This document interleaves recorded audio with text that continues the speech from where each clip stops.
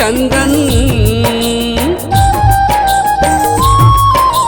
मोर भुइया के माटी चंदन मोर भुइया के माटी चंदन माथे धरो संगवारी चरण पखारो करो आरती लेके सुनहा तारी चरण पखारो करो आरती लेके सुनहा तारी मोर भुइया के माटी चंदन मोर भुइया के माटी चंदन माथे धरो संगवारी चरण पखारो करो आरती लेके सुनहा तारी चरण पखारो करो आरती लेके सुनहा तारी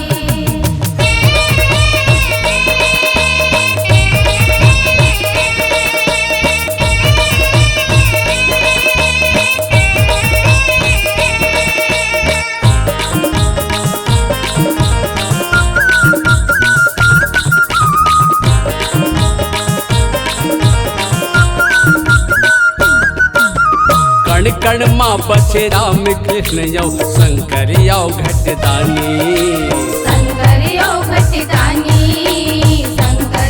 घटदानी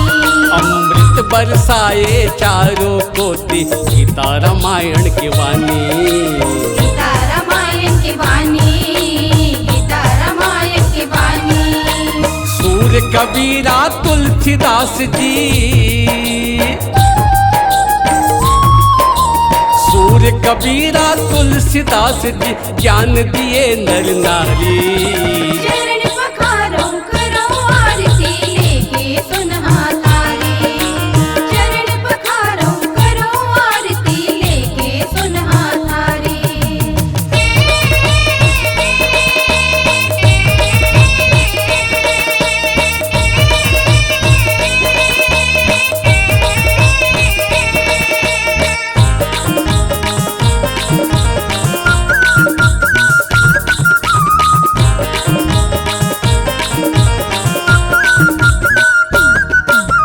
गंगा जमुना महानदी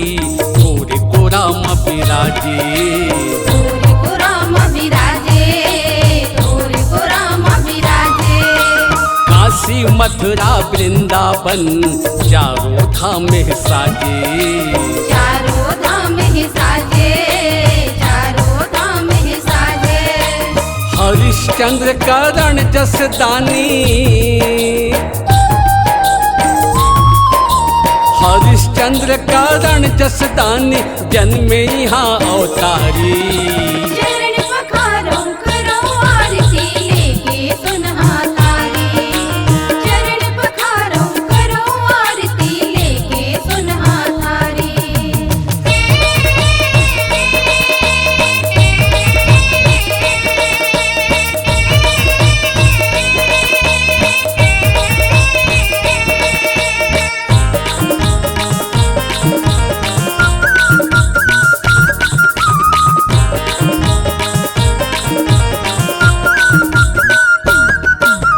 सूरज देव करे अगवानी सागर माथ नवाए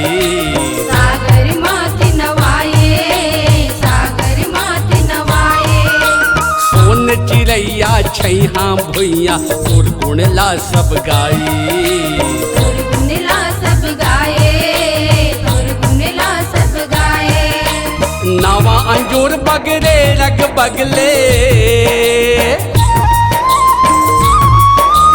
नवा अंजूर बगले रग बगले नहीं कहूँ अंधियारी चरण पखारो करो आरती लेके सुनहा तारी चरण पखारो करो आरती लेके सुनहा तारी मोर भुइया के माटी चंदन मोर भुइया के माटी चंदन मोर भुइया के माटी चंदन माथे धरो संगवारी चरण पखारो करो आरती लेके सुनहा तारी चरण पखारो करो आरती लेके सुनहा तारी